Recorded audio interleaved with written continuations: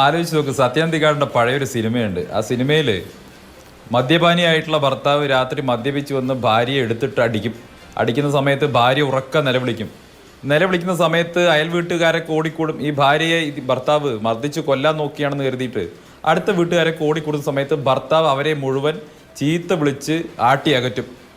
അയൽ വീട്ടുകാർ കരുതും ഈ ഭാര്യയും ഭർത്താവും തമ്മിൽ രാത്രി മുട്ടനടി നടന്നു, ഭാര്യയ്ക്ക് എന്തോ ഗുരുതരമായി സംഭവിച്ചു എന്ന് ആയിരിക്കും സ്വാഭാവികമായിട്ടും അയൽവാസികൾ കരുതിയിട്ടുണ്ടാവുക. പിറ്റേ ദിവസം കാലത്ത് നോക്കുന്ന സമയത്ത് ഭർത്താവ് ഇതൊന്നും അറിയാത്തതുപോലെ ഈ വീടിൻ്റെ മുറ്റത്ത് നിന്നിട്ട് പല്ല് തേച്ചുകൊണ്ടിരിക്കുകയാണ്. സ്നേഹസമ്പന്നയായ ഭാര്യ ചായ ഉണ്ടാക്കി കൊണ്ടുവന്ന് ഭർത്താവിന് കൊടുക്കുകയാണ്. ഇതല്ല ഈ ഇന്ത്യ മുന്നണിയിൽ നടക്കുന്നത്. ഇവിടെ രാഹുൽ ഗാന്ധിയും പിണറായി വിജയനും ആ ഭാര്യയും ഭർത്താവുമാണ്. ഇവർ മദ്യപിച്ച് വന്ന ഒരാൾ മറ്റേയാളെ എടുത്തിട്ട് അലക്കുകയാണ്. അലക്കുന്ന സമയത്ത് അയാൾ കിടന്ന് നിലവിളിക്കുന്നു. നമ്മൾ നാട്ടുകാരൊക്കെ ഓടിക്കൂടി ചർച്ച ചെയ്യുന്നു. നമ്മളെന്താ കരുതുന്നത് ഇവർ തമ്മിൽ ഭയങ്കര പ്രശ്നമാണ്, ഇവരൊറ്റ മുന്നണിയല്ലേ? ഈ എന്ത് സാമാന്യ മര്യാദ ഈ മലയാളത്തിൽ ഭാഷയിൽ പറയുന്നത് ഉളുപ്പുണ്ടോ എന്ന് ചോദിക്കേണ്ടി വരും. എന്ത് ഉളുപ്പാണ് അവർക്കുള്ളത്? ഇപ്പം ഇന്ന് രാഹുൽ ഗാന്ധി എന്താ പ്രസംഗിക്കുന്നത്? പിണറായി വിജയനെ എന്തുകൊണ്ട് ജയിലിടുന്നില്ല? ഇത് നിങ്ങൾ കോട്ടമൈതാനത്ത് നിന്ന് പ്രസംഗിച്ചുകൊണ്ടായോ? പിണറായി വിജയനെ ജയിലിടണമെന്ന് ഈ നാഴികയ്ക്ക് 40 വട്ടം സകല ആളുകൾക്കും കത്തയക്കുന്ന സ്വഭാവമുള്ള ആളാണല്ലോ രാഹുൽ ഗാന്ധി.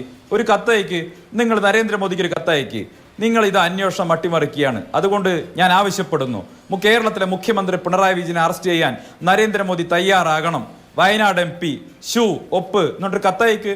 ഇനി നരേന്ദ്രമോദിക്ക് കത്തയക്കാൻ പേടിയാണെങ്കിൽ അമിത്ഷായ്ക്ക് കത്തയക്ക്. നിങ്ങൾ കത്തയച്ച് ആവശ്യപ്പെടാൻ ധൈര്യമുണ്ടോ? ഈ പിണറായി വിജയനെ അഴിമതി കേസിൽ ജയിലിടാത്തതിനെതിരായിട്ടാണ് കോൺഗ്രസിന്റെ നിലപാട് എന്ന് നിങ്ങളൊരു കത്തയക്ക്. കോട്ടമൈതാനത്ത് പ്രസംഗിച്ചോണ്ടായില്ല, ഇലക്ട്രൽ റെറ്റോറിക് നടത്തിയതുകൊണ്ടായില്ല. നിങ്ങൾ പറയുന്ന കാര്യത്തിൽ ആത്മാർത്ഥത ഉണ്ടെങ്കിൽ നിങ്ങളൊരു കത്തയക്ക് പ്രധാനമന്ത്രിക്ക്. എന്താ കത്തയക്കാത്തത്? നിങ്ങൾക്ക് കത്തയക്കാൻ ധൈര്യമുണ്ടോ? ഇനി അതല്ല, ഇന്നിപ്പോൾ മുഖ്യമന്ത്രി പിണറായി വിജയൻ അതിന് ബദലായിട്ട് നമ്മുടെ രാഹുൽ ഗാന്ധിയെ ഏതോ സോഷ്യൽ മീഡിയയിൽ വരുന്ന ഭാഷ ഉപയോഗിച്ച് അധിക്ഷേപിച്ചു എന്ന് പറയുന്നു. ഇനി അതൊരു വലിയ അധിക്ഷേപമായിട്ട് നിങ്ങൾ കരുതുന്നുണ്ടെങ്കിൽ, നാണോ മാനോ ഉണ്ടെങ്കിൽ ഈ CPM-നെ പിടിച്ച് ആ ഇന്ത്യ മുന്നണിയുടെ പുറത്തേക്കാക്കാൻ ധൈര്യമുണ്ടോ? ആരാ പിണറായി വിജയൻ? ഇന്ത്യ മുന്നണിയുടെ അല്ലെങ്കിൽ CPM-ന്റെ രാജ്യത്തെ ഏറ്റവും പ്രധാനപ്പെട്ട നേതാവ്, ഒരേ ഒരു മുഖ്യമന്ത്രി. ഡൽഹിയിലിരിക്കുന്ന AKG ഭവന്റെ വാടക കാശും വൈദ്യുതി കാശും കൊടുക്കുന്നത് മുഖ്യമന്ത്രി പിണറായി വിജയനാണ്. CPM-ന്റെ സർവാധികാരി. ബാക്കിയുള്ളവരൊക്കെ അവിടെ പണിക്കാർ മാത്രമാണ്, സീതാറാം യെച്ചൂരി അടക്കമുള്ളവർ. ആ പിണറായി വിജയൻ സഖ്യകക്ഷി നേതാവ് പരസ്യമായിട്ട് രാഹുൽ ഗാന്ധിയെ അങ്ങേയറ്റം അധിക്ഷേപിച്ചിരിക്കുകയാണ്. മാത്രമല്ല സൈബർ അണികൾക്ക്, CPM-ന്റെ അന്തംകമ്മികൾക്ക് മുഴുവൻ ഉത്തരവ് കൊടുത്തിരിക്കുകയാണ്. എന്ത് വേണമെങ്കിൽ പറഞ്ഞോ എന്നുള്ള ഉത്തരവ് കൊടുത്തിരിക്കുകയാണ്. കയറി മേഞ്ഞോ എന്ന് പറഞ്ഞിരിക്കുകയാണ്. ഇനി നാണോ മാനോ ഉളുപ്പും കോൺഗ്രസിൽ അവശേഷിക്കുന്നുണ്ടെങ്കിൽ ഈ CPM-നെ പിടിച്ച് ആ നിങ്ങളുടെ മുന്നണിയുടെ പുറത്തേക്ക് അങ്ങാക്ക്, എന്നിട്ട് സംസാരിക്കുക. നിങ്ങൾക്ക് പരസ്പര വിശ്വാസമില്ല.